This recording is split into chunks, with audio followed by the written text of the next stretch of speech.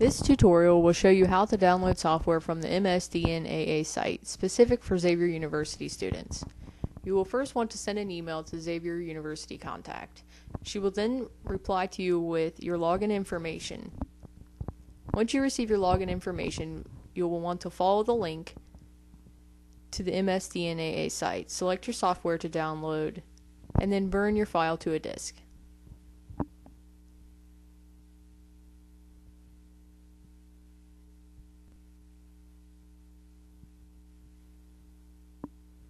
The email that you will send must include your name, your Xavier University email address, and the IS class that you are currently enrolled in.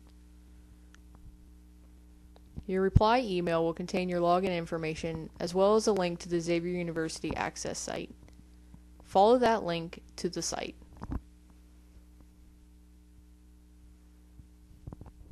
This site includes important information about MSDNAA.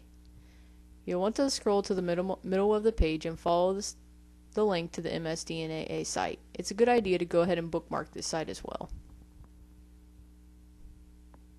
From here you will enter your login information and select Log Me In. You will then have access to browse through the software offered through this development site. For this tutorial we are going to download Access 2007. You'll have product details listed. Make sure Download is selected and click Add to Cart.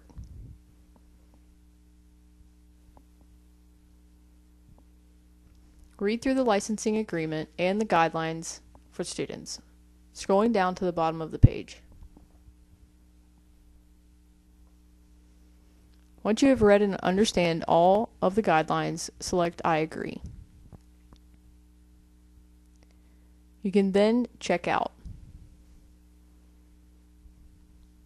Be sure to enter your customer information, including an email address that you check frequently, and select Next. Your order details will then be displayed. You can go ahead and print out a copy of this for your records. From this site, you will want to select Download under the Item menu. This page includes all the important information about your software, and you can also go ahead and select Download to start the download process. You will want to click Run, and if you get a security warning, click Run again.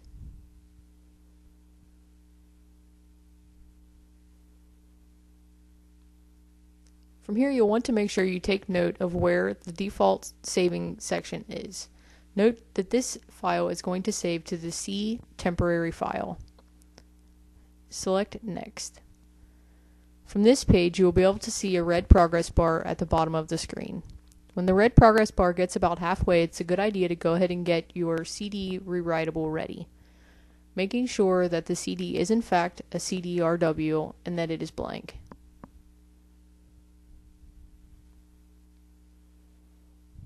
Once the progress bar reaches 100%, you will be prompted to select Launch Installation. Go ahead and do this.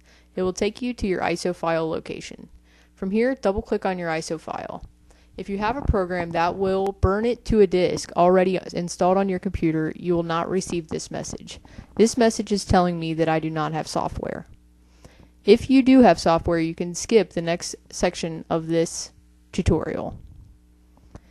In order to obtain software, you're going to go to the internet. I recommend ImageBurn. It is freeware, but do note there is software available for purchase. From ImageBurn, click Download and select the latest version of the software you wish to install.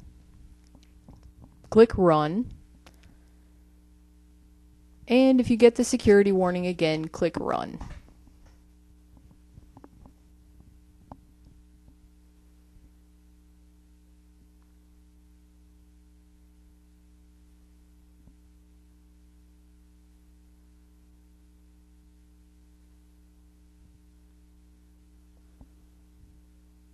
From here, you will be prompted from the installation wizard to click Next. This will finalize the installation of the software.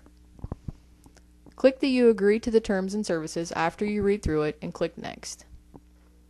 Select the default settings or options for components you wish to install. Select Next. From here, verify the storage location is in your C drive and select Next.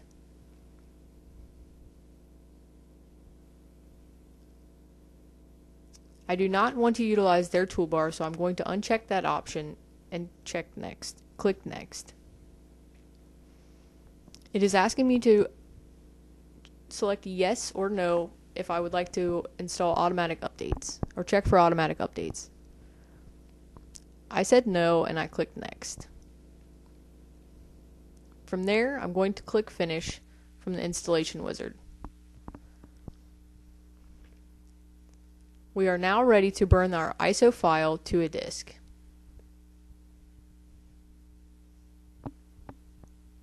While image burn is loading, be sure that your CDRW is loaded into your CD drive.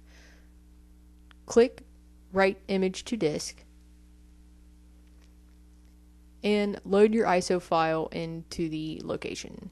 It should be stored under the C drive in the temporary folder.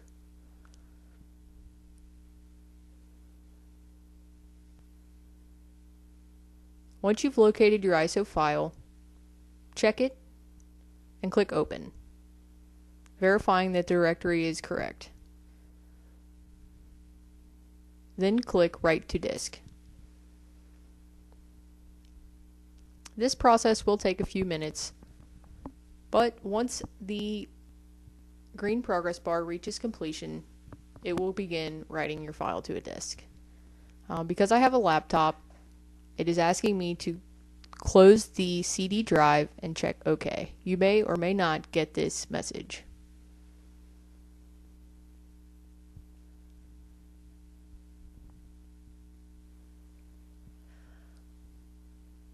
You will now hear your CD drive working. It will sound like a fan, and you will know that your image is now being written to the disk.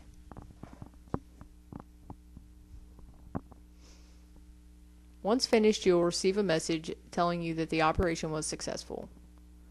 Click OK, and the Microsoft installation wizard will automatically prompt you to begin installing the software. From here, you'll want to enter your product key. This is located on the product description page of your My Software. Highlight the serial number, copy it, and paste it back in the product key location.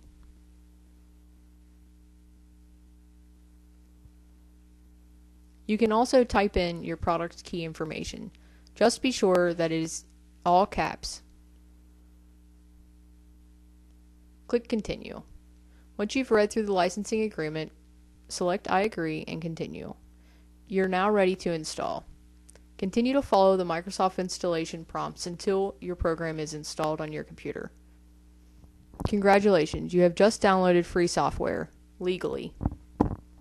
Thank you for watching.